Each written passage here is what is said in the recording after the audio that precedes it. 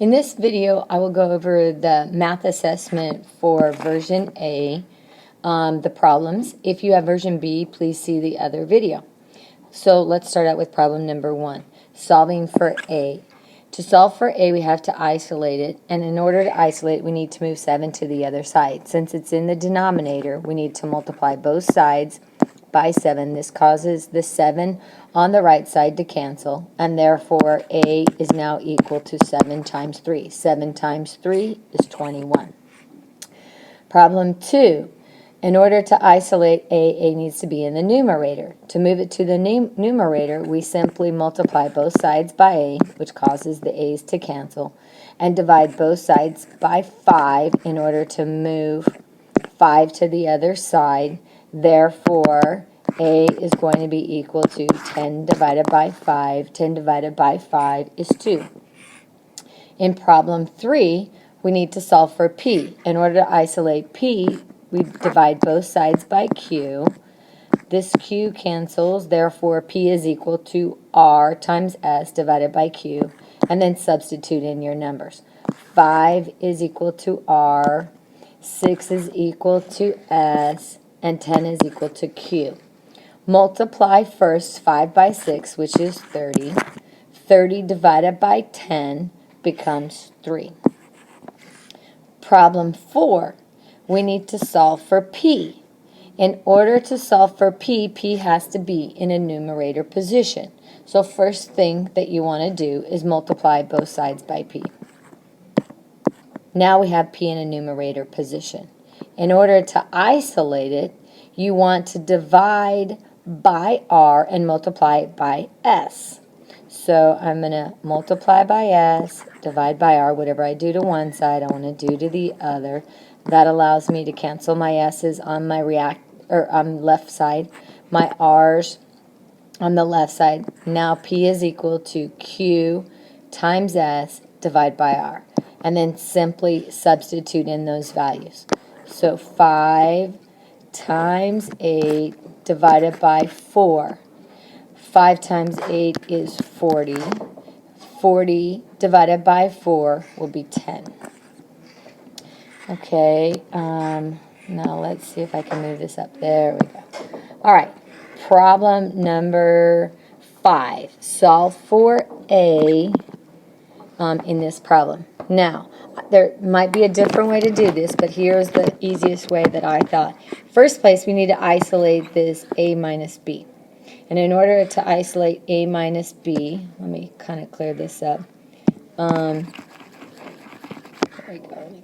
All right. I am going to divide both sides by y. When I do that, that allows A minus B equals x over y. All I did is just flip the A minus B to the left side. Now, in order to move B to the other side, what do I have to do? Add B to both sides. And so that cancels that. That becomes A equals x over y plus B. Therefore, when I substitute in, I have 15 divided by 3 plus 4. Well, 15 divided by 3 is what? 5 plus 4 is 9. Okay, looking at problem number 6. All you're looking at is the units of this. So a cubic centimeter times a gram over a cubic centimeter. A cubic centimeter is in the numerator and the denominator, so they cancel out. Therefore, the answer is a gram. Now I realize that this formatting is kind of messed up here, but looking at your assessment, using the data below, find the mass, including the units of the salt. So if you have the empty beaker and the beaker with the salt, all you have to do is take the difference in that. So when you take the difference, you're going to get 8.4 grams. Okay, now let's look here at the that's number 8. Okay. So on number 8, you have 500 kilograms, and it wants to know how many grams. If there are 1,000 grams in 1 kilogram, then I would need to multiply this by 1,000. So 1,000 times 500 is 500,000 grams, but the answer says in proper scientific notation.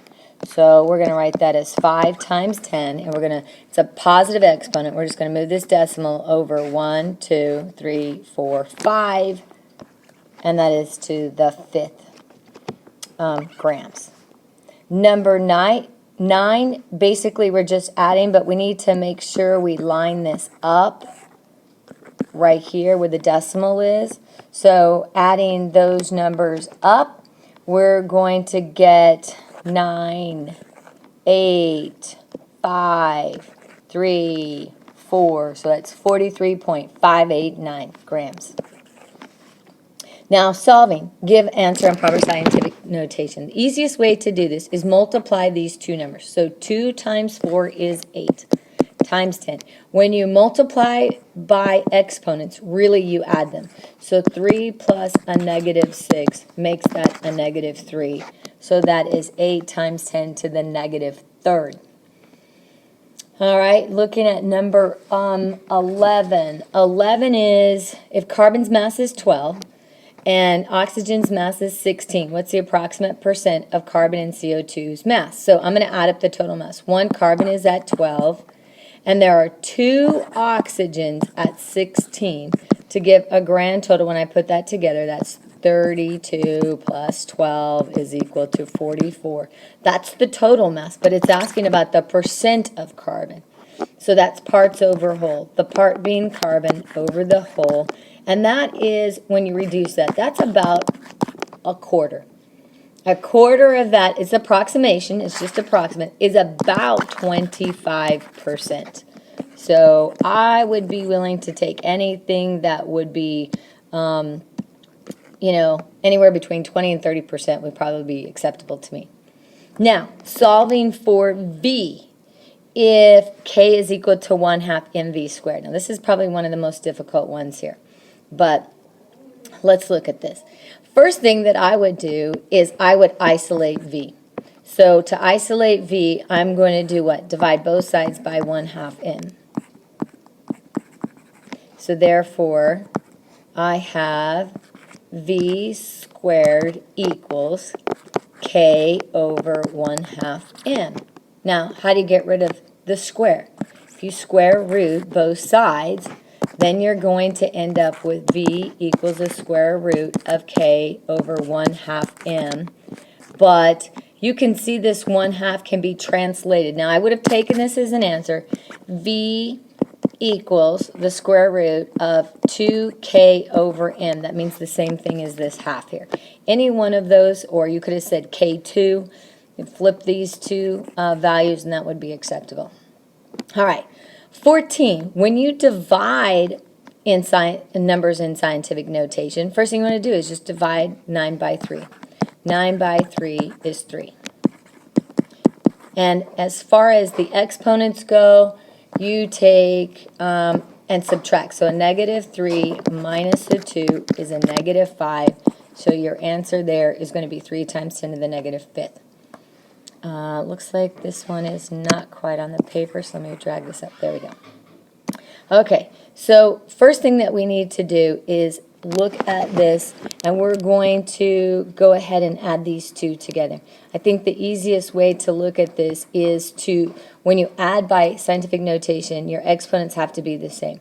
So, or if you don't like that, go ahead and take it out. Let's make it easier for you. 5 times 10 to the first is really what? 50. 2.5 times 10 to the second is 250. So 300, because 50 plus 250 is 300 divided by 6. Well, I'm going to look just at the easiest way, which could be 3 times 10 to the second over 6. What is this right here? That is a half, or 0.5. Times 10 to the second, but I need to put this in correct scientific notation, so that means I'm going to move the decimal over, and if I increase this, I'm going to decrease that which makes it 5 times 10 to the 1. Now, you might have been able to solve this much faster, but that was kind of the way that I ran through that. All right, I hope this video was helpful, and we'll see you in class. Bye.